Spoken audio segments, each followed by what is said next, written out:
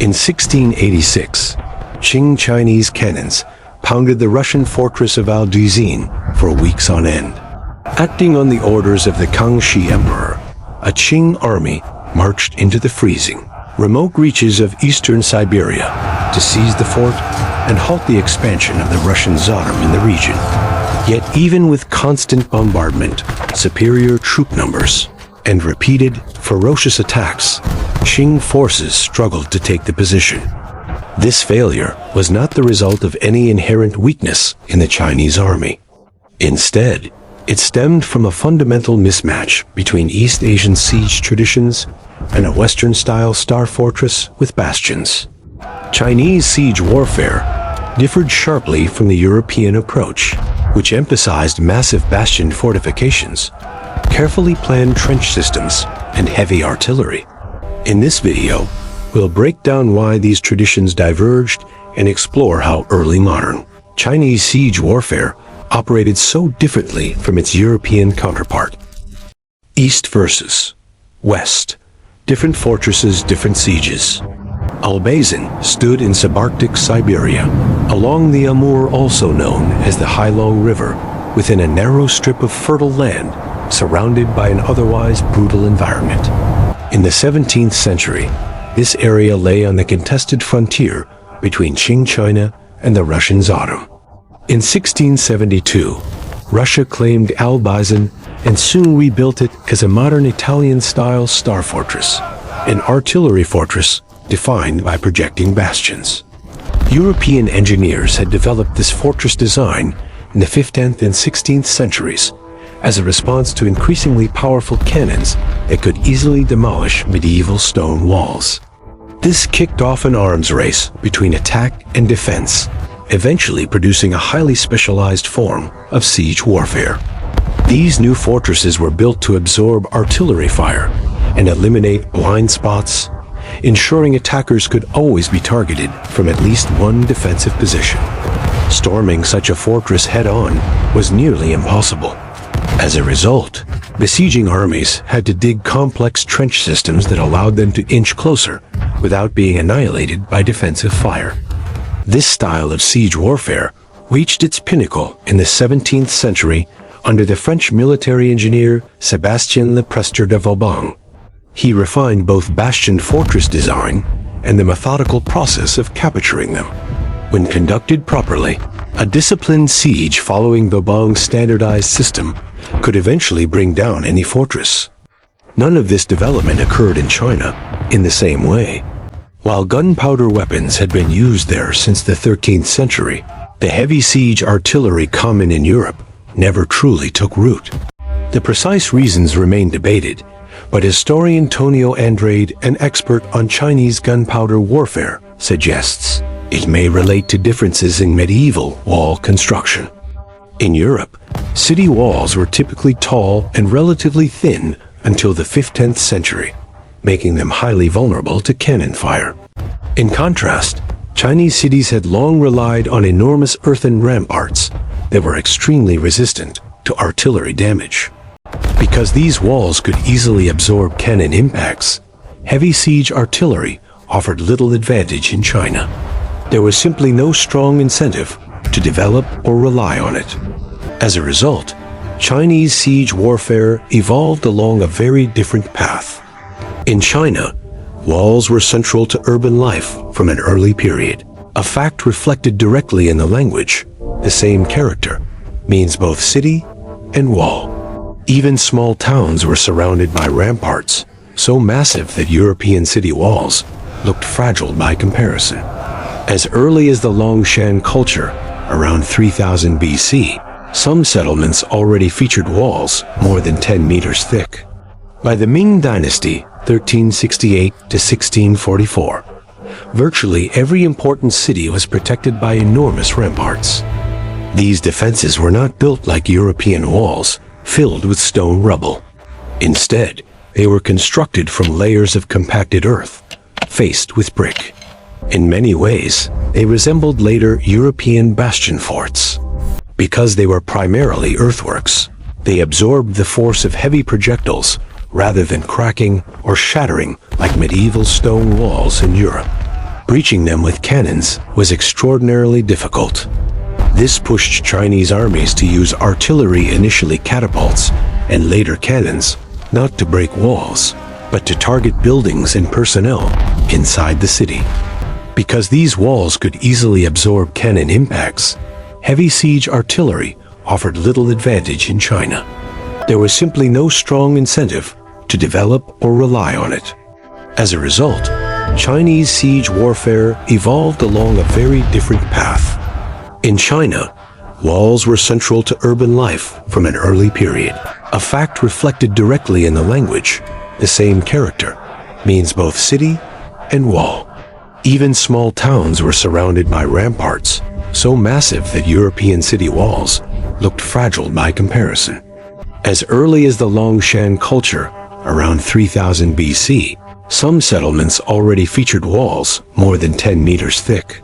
By the Qing Dynasty, 1368 to 1644, virtually every important city was protected by enormous ramparts. These defenses were not built like European walls, filled with stone rubble. Instead, they were constructed from layers of compacted earth, faced with brick. In many ways, they resembled later European bastion forts. Because they were primarily earthworks, they absorbed the force of heavy projectiles rather than cracking or shattering like medieval stone walls in Europe. Breaching them with cannons was extraordinarily difficult. This pushed Chinese armies to use artillery, initially catapults, and later cannons, not to break walls, but to target buildings and personnel inside the city.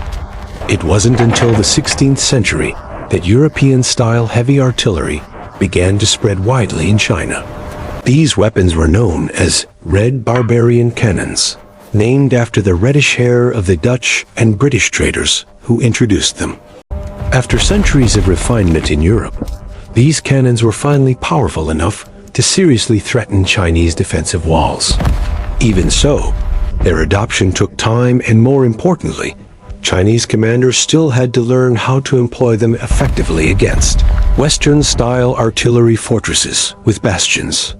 When Chinese officials began importing these cannons in the 17th century, they were also exposed to Western methods of fortification. Military manuals from the period clearly document this growing awareness, and there is even some evidence that certain individuals, most notably Ma Weiqing, who sought to defend his home county of Zhong, experimented with constructing Western-style star forts. Still, throughout the 17th century, Chinese armies continued to face major challenges when attacking such fortresses, as the few recorded encounters demonstrate. One of the most telling examples is the Siege of Albazin, an almost perfect case study for understanding the difficulties Chinese forces encountered when facing Western-style defenses. Let's examine it more closely. Case study: the staggering Siege of Albazin, 1686. In 1672, the Tsardom of Russia formally claimed Fort Albazin. At the time, it was a solid wooden fort surrounded by a modest settlement that included farms, a village, and a monastery. The Chinese emperor viewed this Russian expansion with alarm and chose to respond militarily. In 1685, he dispatched one of his generals, Langtan, with an army of around 3,000 men and an enormous artillery train to eliminate the Russian presence.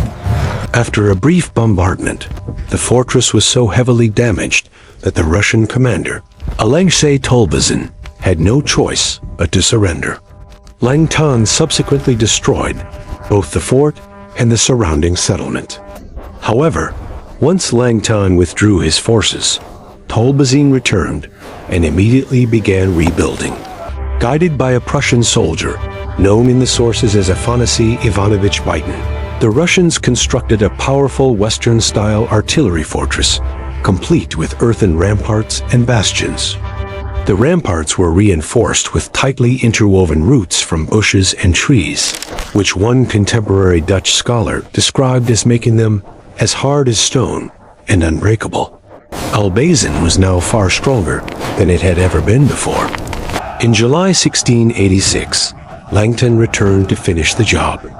He brought with him 3,000 well-equipped troops, dozens of supply ships, and a massive amount of artillery. Once again, Qing forces vastly outnumbered the defenders, who numbered only about 800 men and possessed just 11 heavy guns. Yet it quickly became clear that Albazin's fortifications offset much of this numerical advantage. Even with the help of locally recruited auxiliaries, the Qing lacked enough manpower to completely encircle the fortress. Langton nevertheless issued an ultimatum. Albazin was to surrender peacefully, or its defenders would be annihilated. When this failed, the siege formally began on July 18, 1686. From the very outset, it became obvious that the Qing had little experience assaulting this type of fortress. Unlike European besiegers, they did not dig trenches to shield their advance. Instead, they erected temporary field defenses made from gabions baskets, packed with earth and rubble, and launched repeated frontal assaults. Because these attacks followed a similar pattern, it's enough to focus on one in particular, carried out on the night of July 23, 1686. Langton ordered a coordinated assault from two directions. Qing artillery unleashed an intense bombardment from the north, while infantry moved in from the south, attempting to storm the walls. The defenders responded with a devastating barrage, reportedly so thick that both the battlefield and the attacking soldiers vanished into clouds of gunpowder smoke. Disoriented and suffering heavy casualties, the Qing troops were forced to retreat. Seizing the moment, the defenders immediately counterattacked. Their musketeers surged forward, overrunning Qing field positions, capturing prisoners, and inflicting additional losses. This pattern repeated itself multiple times. The design of the artillery fortress allowed the defenders to defeat direct assaults with relative ease, even while badly outnumbered. In the end, Langton's repeated attacks cost the Qing far more lives than they did the Russians. A Western besieging army would have approached the problem very differently. They would typically dig 3 parallel trenches, connected by zigzagging approaches known as saps, allowing them to advance under constant cover. Upon reaching the moat, they would attempt to breach the defenses with heavy artillery or mines. The Qing, seemingly unfamiliar with these techniques, eventually realized that their traditional combination of bombardment and frontal assault was completely ineffective. Langton began experimenting with other options. First, he attempted to weaken the walls through an all-night artillery bombardment from a distance. As expected, this caused little damage. The fortress had been designed precisely to withstand such attacks. He then tried once more to storm the southern defenses, again without success. Finally, he ordered the construction of more advanced artillery positions along the river. Although Qing troops managed to build several of these, none lasted long. One was destroyed by defensive fire. Another was demolished by a mine. Time and again, newly completed positions were wiped out. This highlighted the core purpose of the Star Fortress. Its bastions eliminated blind spots, enabling defenders to fire on any position surrounding the fort at any time. Recognizing this, Langton shifted tactics entirely and turned to a new weapon: starvation. To implement this strategy, the Qing constructed an extensive network of moats and ramparts around Albazin, severing access to the river and cutting off the defenders' supply of fresh water. Tolbazin's men tried to interfere with these efforts, but lacked the manpower to stop them. Qing siege works expanded steadily. Before long, massive bulwarks made from enormous gabions, each large enough to mount 3 heavy cannons, rose to heights of about 11 meters, while a Qing fortress was erected on an island in the river. According to an early 18th century map, based on an eyewitness sketch, and used as the model for modern reconstructions, the Chinese siege works had become even more imposing than Albazin itself. The blockade took a devastating toll on the defenders. Cut off from supplies and reinforcements, they faced an early and brutal winter. The situation was worsened by the fact that the fortress was still unfinished when the siege began. forcing many soldiers to live in improvised shelters or even roof pits dug into the ground. Grain stores were sufficient, but fresh food quickly disappeared. Sanitary conditions collapsed as frozen soil made it impossible to bury waste. By late November, disease had ravaged the garrison so severely that only about 150 of the original 800 defenders remained. A few weeks later, scarcely enough healthy men were left to operate the guns. Even so, Albazin still refused to surrender. The Qing suffered almost as badly. Their camps were poorly adapted to the extreme winter, and supplies also began to run short. Mortality rates may have reached as high as 50%. Some Western sources even claim that the starving defenders taunted their besiegers by sending them meat as a gift. Faced with these grim conditions, Langtown resolved to force a decisive outcome in December. Just as preparations for a general assault were nearing completion, a messenger arrived from Beijing. He announced that the Kangxi Emperor and Tsar Peter the Great were engaged in peace negotiations. The fighting was suspended, and the siege eventually came to an end. In 1689, Albazin was formally handed over to China under the Treaty of Nerchinsk, the first treaty ever signed between the Qing Empire and a European state. In exchange, the Qing granted Russia trading privileges and control of the city of Nerchinsk. In the end, it was diplomacy, not military force, that concluded the siege. Despite all his efforts, Langtown had failed to capture the Western-style artillery fortress of Albazin. Conclusion: when all you have is a hammer, every problem starts to look like a nail. The challenges faced by Qing forces at Albazin demonstrate that, while bastion-style fortresses were known in China, the practical tools and tactical know-how required to defeat them were still lacking. This became clear not only at Albazin, but also in the few other instances where Chinese armies confronted Western-style fortifications. In each case, commanders relied on familiar approaches: artillery bombardment, encirclement, and direct assault methods that proved poorly suited to overcoming modern artillery fortresses with bastions. What makes this particularly interesting is that the problem worked both ways. Western armies also struggled when facing traditional Chinese fortifications. When Dutch forces besieged a small town in Fujian province in 1662, they discovered that their cannons were largely ineffective against the immense earthen ramparts.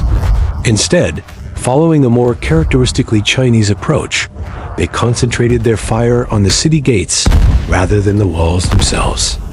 All of this highlights a broader point. We still know surprisingly little about siege warfare in China over the past 1,000 years, and it's important not to draw sweeping conclusions too quickly. This topic is a perfect illustration of how historical interpretation is constantly evolving. So far, only a small portion of the vast body of Chinese sources on sieges has been closely examined. As more material is studied, historians working in this field will almost certainly need to refine, adjust, or perhaps even completely rethink their conclusions.